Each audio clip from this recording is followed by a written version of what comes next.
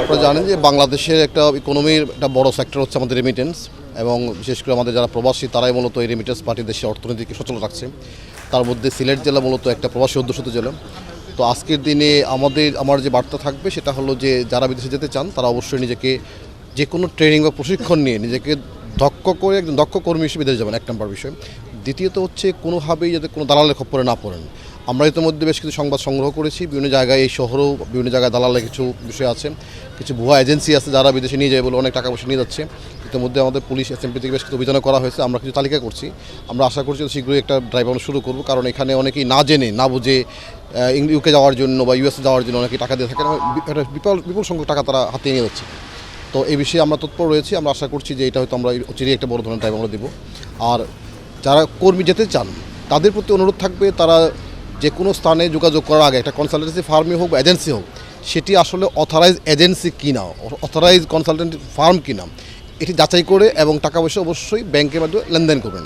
কারণ অনেক সময় যেটা হয় কি, সেটা হলো যখন ক্যাশ টাকা লেনদেন করে তখন কোনো তথ্য প্রমাণ থাকে না, ফলে আমরা চাইলেও অনেক আইনগত ব্যবস্থা নিতে পারি না। দক্ষতা নিয়ে যাব বিদেশ, রেমিটেন্স নিয়ে গর্ব স্বদেশ, এই প্রতিপাদ্যকে সামনে রেখে আন্তর্জাতিক অভিবাসী দিবস এবং জাতীয় প্রবাসী দিবস 2025 পালন করা হচ্ছে সিলেটে।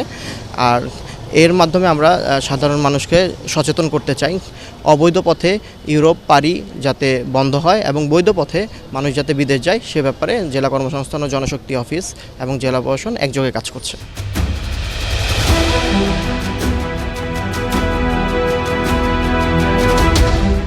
এইটা হলো যে আপনারা জেনে খুশি হবেন, সেটা হলো যে আমরা এখানে ট্রেনিংয়ের যে ব্যবস্থাগুলি আছে, আমাদের প্রবাসী কল্যাণ মন্ত্রণালয়ের আওতাধীন আমাদের টেকনিক্যাল ট্রেনিং সেন্টার আছে, আমাদের এখানে ডিপ্লয়মেন্ট ইনস্টিটিউট আছে, তারপরে আমাদের যুব উন্নয়ন ট্রেনিং আছে, সমাজসেবা ট্রেনিং আছে।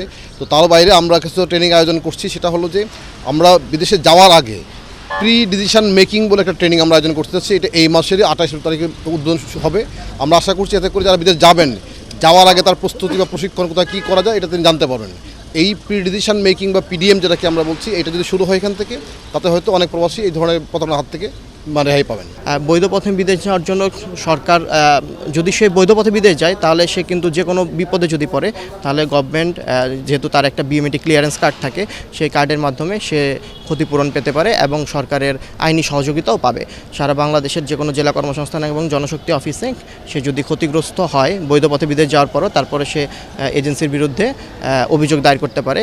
সেক্ষেত্রে আমাদের জেলা কর্মসংস্থান এবং জনশক্তি অফিস অভিযোগ তদন্ত করা হয় এবং সেই অনুযায়ী মীমাংসা বা তদন্ত রিপোর্ট হেড অফিসে প্রেরণ করে তাকে ক্ষতিপূরণ পেতে সহযোগিতা করা হয়। ট্রেনিংয়ের ক্ষেত্রে সারা বাংলাদেশে 104টা টিটিসি আছে, সিলেটেও 3টা টিটিসি আছে। সিলেট, আলমপুর এবং ফেঞ্চুগঞ্জে টোটাল 3টা টেকনিক্যাল ট্রেনিং সেন্টার আছে। এখানে যে কোনো মানুষ 8ম শ্রেণী পাস এবং কিছু ক্ষেত্রে এসএসসি পাস, 13টা ট্রেডিং, ইলেকট্রিক্যাল, মেকানিক্যাল, অটোমোবাইল, তারপর হচ্ছে রান্নাবান্না বা শেফ কোর্স, দেন হচ্ছে গ্রাফিক্স ডিজাইন, এই ধরনের কোর্সে সে নিজেকে সমৃদ্ধ লাভ করতে পারে, নিজে শিক্ষিত হতে পারে এবং সেই অনুযায়ী ভিসা নিয়ে বিদেশ যেয়ে সে কিন্তু টেকনিশিয়ানের মর্যাদা অনুযায়ী অতিরিক্ত টাকা আয় করতে পারবে এবং বেশি রেমিটেন্স পাঠাতে পারবে দেশে।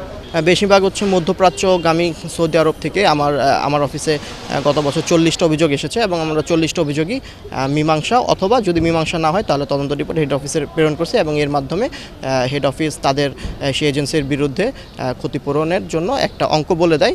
আইন অনুযায়ী, বৈদেশিক কর্মসংস্থান এবং অভিবাসী আইন 2013 অনুযায়ী সেই ক্ষতিপূরণটা ভিকটিম পায়।